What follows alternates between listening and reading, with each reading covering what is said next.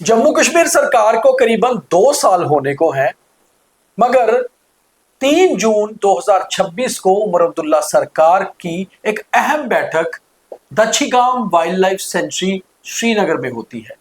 बसों में बैठकर सभी विधायक और मंत्री वहां पहुंचते हैं और फिर वहां होती है एक जबरदस्त बैठक। हालांकि दबी जुबान में बहुत सारे विधायकों ने यह बताया कि मुख्यमंत्री जी ने अपने मंत्रियों की भी क्लास ली और 1 महीने का समय भी दिया चीजें बदलने को। बीजेपी लगातार ये इशारा कर रही है कि उमर अब्दुल्ला सरकार में और नेशनल कॉन्फ्रेंस में सब कुछ ठीक नहीं है, और जनता ये इशारा कर रही है कि कहीं ना कहीं ब्यूरोक्रेसी में भी चीजें ठीक नहीं है। अब क्या ठीक है क्या नहीं, मगर कहीं ना कहीं जबरदस्त हिट हुआ है मंत्रियों पर, और शायद मंत्रियों को अपनी कुर्सियां हिलती हुई भी नजर आई हैं। मेरे साथ बीजेपी के वरिष्ठ नेता और जम्मू के पूर्व मेयर राजेंद्र शर्मा हैं। राजेंद्र जी, मुख्यमंत्री जी ने 1 महीने की वार्निंग दी है अपने मंत्रियों को कि अपने अपने विभागों में कामकाज सुधार लीजिए। हो सकता है कुछ विभाग भी बदले जाएं और अगर जरूरत हुई तो मंत्री भी। देखो, पहले ये समझना चाहिए कि 2 साल में ही मंत्रियों को वार्निंग देनी पड़ रही है, तो सरकार की क्रेडिबिलिटी क्या है कि मंत्रियों को वार्निंग देनी पड़ रही है। और मंत्री हैं ही कितने? इसका मतलब ये हुआ कि जो मंत्रिमंडल था, आपने भी कितने एपिसोड्स किए जी, चाहे वो स्पोर्ट्स का मंत्रालय हो, चाहे वो ट्रांसपोर्ट का हो, चाहे वो पीडब्ल्यूडी का हो, माइनिंग का हो, चाहे वो फॉरेस्ट का हो या शिक्षा हो, हर मंत्रालय में कंट्रोवर्सी रही है। चाहे वो एनक्रोचमेंट को लेके हो, चाहे वो शिक्षा में हो, हर जगह। इसका मतलब ये हुआ कि जिनको भी मंत्रालय दिए गए उनकी कैपेबिलिटी और कैपेसिटी नहीं परखी गई, और साथ में लोगों के प्रति उनका पैशन, लोगों के प्रति उनकी ईमानदारी वो नजर नहीं आई। तो हर चीज को क्षेत्र में बांट दिया गया, कुछ सेक्शंस में बांट दिया गया। मंत्री सबके होते हैं, सभी क्षेत्र के होते हैं, अक्रॉस पॉलिटिकल एफिलिएशंस काम करते हैं, तभी तो उनको मंत्री कहा जाता है। अदरवाइज तो उनको क्या बोलते हैं आप? सरकार के मंत्री। हम उसको ये थोड़ा बोलते हैं नेशनल कॉन्फ्रेंस के मंत्री। बिल्कुल। जब सरकार के मंत्री बने तो उसका मतलब सरकार किसकी है? लोगों की सरकार है। तो उसको एक्ट करना अक्रॉस पॉलिटिकल एफिलिएशंस। लेकिन यहां तो आपने खुद ही देखा कि मंत्री तक के जो स्टेटमेंट्स आए वो पॉलिटिकल एफिलिएशंस को लेके आए, क्षेत्रवाद को लेके आए, भाषावाद को लेके आए, धर्मवाद को लेके आए। मैं समझता हूं ये किसी भी एक सभ्य समाज में, और एक जिसको हम कहते हैं वाइब्रेंट डेमोक्रेसी, वहां ये शोभा नहीं देता। कुछ दिन पहले उमर अब्दुल्ला सरकार के बहुत सारे मिनिस्टर्स, अब खैर बहुत सारे तो है नहीं, मंत्री तो बहुत कम है, मगर उनके बयान ये आते रहे कि बीजेपी लगातार हमारे ऊपर हमें तोड़ने की कोशिश कर रही है, तो तोड़ना है तो तोड़ दीजिए। तो क्या ये बीजेपी की तरफ से हुआ है या फिर अंदर ही हालात खराब थे? देखो, ये तो आप मानिए कि उमर साहब का जो मन है, जो उनका एंथुसियाज्म है, वो हाई नहीं दिख रहा right from the day one. कारण कई हो सकते हैं, लेकिन देखो, लीडर तो वो होता है जो इन द गिवन सर्कमस्टांसेस अपनी मैक्सिमम एफिशिएंसी बताए, मैक्सिमम पोटेंशियल बताए, और वो करके बताए जो एक आम नागरिक नहीं सोच सकता। तभी तो इसको लीडर कहेंगे ना। लीडर को तो वो सोचना है जो एक आम आदमी नहीं सोचता, और अगले 40-50 साल का सोचना उसको। तो उस तरीके का विजन मुझे उमर साहब का भी मगर ऐसा नहीं लगता कि उमर साहब कहीं ना कहीं अपने काम में ईमानदार नजर आ रहे हैं कि उन्होंने सीधे सीधे अपने मंत्रियों और विधायकों को आमने सामने बिठाया और विधायकों को कहा कि पूछिए मंत्रियों से सवाल, बताइए इनके बारे में क्या शिकायतें हैं। शिकायतें भी सुनी, उनकी बातें भी सुनी, और आखिर में मंत्रियों को कहा कि 1-1 महीने का समय दे रहा हूं, नहीं तो काफी कुछ बदलाव होंगे। लगता नहीं है कि मुख्यमंत्री ईमानदार है? ये ईमानदारी नहीं है, ये तो मास्टरी होगी। क्लास ली, हाँ कौन अच्छा काम नहीं कर रहा, भाई ये काम अच्छा करो। नो, क्या उन्होंने उनको प्लान बताया कि इस प्लान पे काम करो? उसको बोलते हैं विजन। वो तो बताया नहीं। मुझे बता दो एक भी कोई प्लान कि जो बनाया हो कि हम टूरिज्म सेक्टर में ऐसा काम करेंगे, इंफ्रास्ट्रक्चर में हम ऐसा काम करेंगे, एजुकेशन में हम ऐसा काम करेंगे, हेल्थ में हम ऐसा काम करेंगे। यहां तो हेल्थ मिनिस्टर को तो स्टेटमेंट पढ़ने नहीं आती है, तो वो कहां से काम करेंगे? तो आपको लगता है ये कमजोरी मंत्रियों की नहीं, मुख्यमंत्री की है? Responsibility always lies on the head. क्योंकि मुख्यमंत्री हम किसको बोल रहे हैं? जिन्होंने मंत्री बनाए। मंत्री किसने बनाए? मुख्यमंत्री ने। तो रिस्पॉन्सिबिलिटी तो उन्हीं की है। राजेंद्र जी, आप जानबूझकर या फिर आप हर बार मुख्यमंत्री पर निशाना साधते हैं, कारण क्या है? ये निशाना नहीं, आप बताओ जो मैं कह रहा हूं इसमें कोई लॉजिक्स है कि नहीं है? अगर लॉजिक्स हैं और फैक्चुअली भी अगर करेक्ट है तो फिर तो मैं जो कह रहा हूं वो तो मुझे कहना चाहिए। अगर मैं नहीं कहता हूं इसका मतलब मुझे उनसे कुछ अपना काम निकलवाना है तो ऐसा तो कुछ है नहीं। तो मेरे को ये कहना है कि मुख्यमंत्री जी को मुख्यमंत्री की तरह काम करना चाहिए, ना कि एक मास्टर की तरह काम करना है।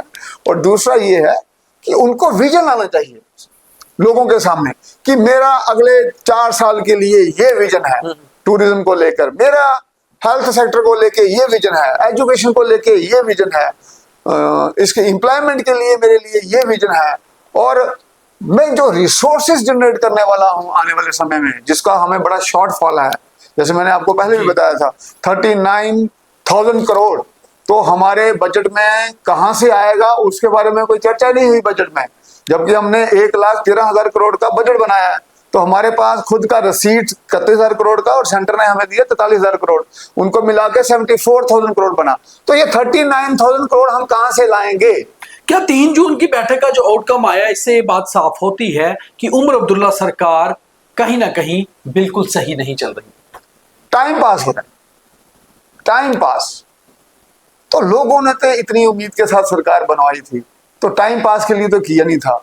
तो यहां तो दिन रात ऐसा काम करना है जम्मू कश्मीर को कि जहां हम ऐसी ऊंचाइयों पर पहुंचे, जहां क्षेत्रवाद, भाषावाद, धर्मवाद, जातिवाद से ऊपर उठ के, क्योंकि महात्मा गांधी जी ने कहा था कि अगर मुझे रोशनी की किरण नजर आती है तो वो जम्मू कश्मीर से आती है।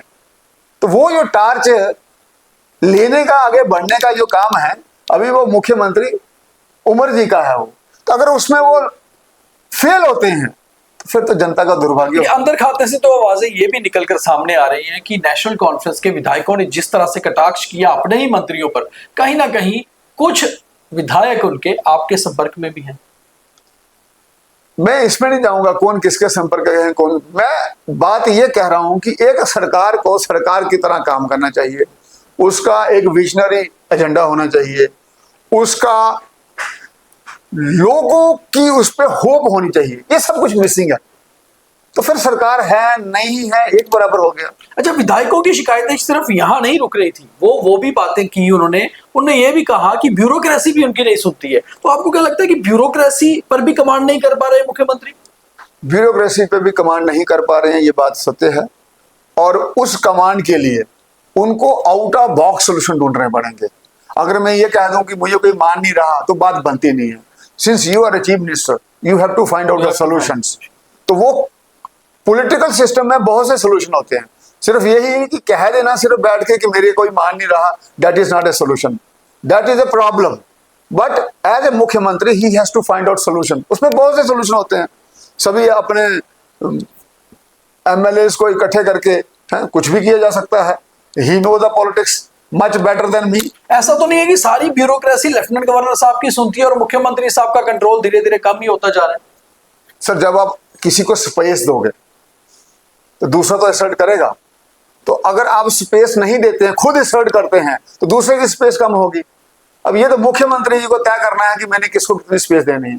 अगर वो स्पेस देते हैं तो फिर तो कसूरवार वही है। राजेंद्र जी, ये शिकायतें सिर्फ नेशनल कॉन्फ्रेंस के विधायकों को नहीं है, ये आपके बीजेपी के विधायकों को और बाकी पार्टियों के विधायकों को भी है कि ब्यूरोक्रेसी कंट्रोल में नहीं है जम्मू कश्मीर की। तो कहीं ना कहीं ऐसी दिक्कतें आपको लगता है जनता के लिए घातक है? बिल्कुल घातक है। देखो, डेमोक्रेसी में 3 पिलर होते हैं जिनको सिस्टम को अकाउंटेबल बनाना है। वो है एग्जीक्यूटिव, लेजिस्लेचर एंड जुडिशरी।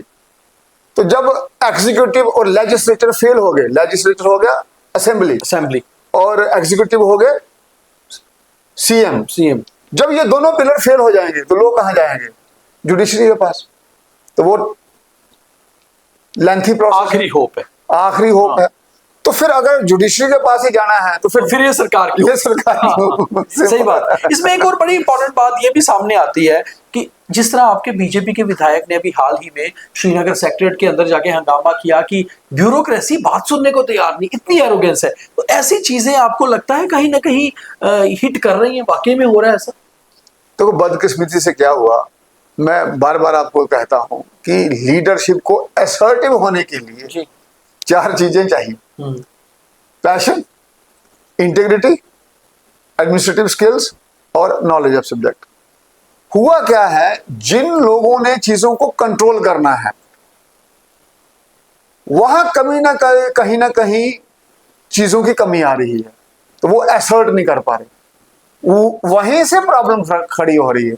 हर के कोई ना कोई इंटरेस्ट है, कोई भी वोकल होके आगे नहीं आ रहा, कोई भी ज्वाइंटली कोई ऐसा मूव नहीं बना रहे जिससे चीजों को अकाउंटेबल बनाया जाए। ये समस्या किसी एक पार्टी की नहीं, सबकी होती जा रही है। ऐसे में क्या आपको लगता नहीं है एक पॉलिटिक्स की एक नई क्लासेस होनी चाहिए कि समझ आए कि पॉलिटिक्स में बिहेव कैसे करना है? ये पॉलिटिकल सिस्टम की प्रॉब्लम होगी। बिल्कुल। क्योंकि आप देखो, हमारे पास ऐसे ऐसे नेता थे, लाल बहादुर शास्त्री जी, उनकी धोती फटी हुई थी, तो उनकी घरवाली ने कहा कि आपकी धोती फटी हुई है, आप इसको बदल क्यों नहीं देते, आप प्रधानमंत्री हैं। उन्होंने कहा जब तक मेरे देश में लोग ऐसे ही कपड़े पहनते हैं तो मुझे भी ऐसे ही पहनने चाहिए। वाजपेयी साहब ने 1 वोट के लिए प्रधानमंत्री पद छोड़ दिया था, कि कुर्सी जो थी उसका त्याग किया। तो ऐसे ऐसे हमारे पास नेता रहे हैं। अब वैसा नेतृत्व लाना पड़ेगा। जब तक वैसा नेतृत्व नहीं आएगा, ये अकाउंटेबिलिटी, ट्रांसपेरेंसी की जो हम बातें करते हैं ना, वो संभव नहीं हो पाएगा। तो जनता क्या करे ऐसे में? जनता को ऐसा नेतृत्व लाना है, और वो समय धीरे धीरे अब आ रहा है, जिसमें आप देख रहे हैं कि लोगों में ऐसी भावना आ रही है यार कि सुनने वाला कोई नहीं है, तो वो सुनाएंगे किसको?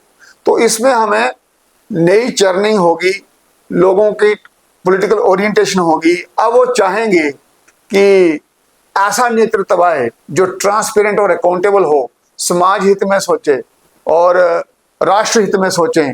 तो मोदी जी का भी यही सपना है कि ऐसे नेतृत्व आए। तो अब देखते हैं कहां तक सफलता मिलती है। तो कमजोरी पॉलिटिकल सिस्टम की है, मगर सवाल उन्हीं पर उठते हैं जिनके हाथ में पावर होती है। तो पावर अगर मुख्यमंत्री उमर अब्दुल्ला के पास है तो सवाल जाहिर है उनके ऊपर उठेंगे। उसके लिए जिम्मेवार वो अपने विधायकों को ठहराएं, अपने मंत्रियों को ठहराएं, या फिर ब्यूरोक्रेसी को। हल उन्हें खोजना है क्योंकि ताज उन्हीं के सिर पे है। तो उमर अब्दुल्ला सरकार कितनी चलेगी, कैसे चलेगी, इस पर कमेंट भी करिए और शेयर भी करिए। बहुत धन्यवाद।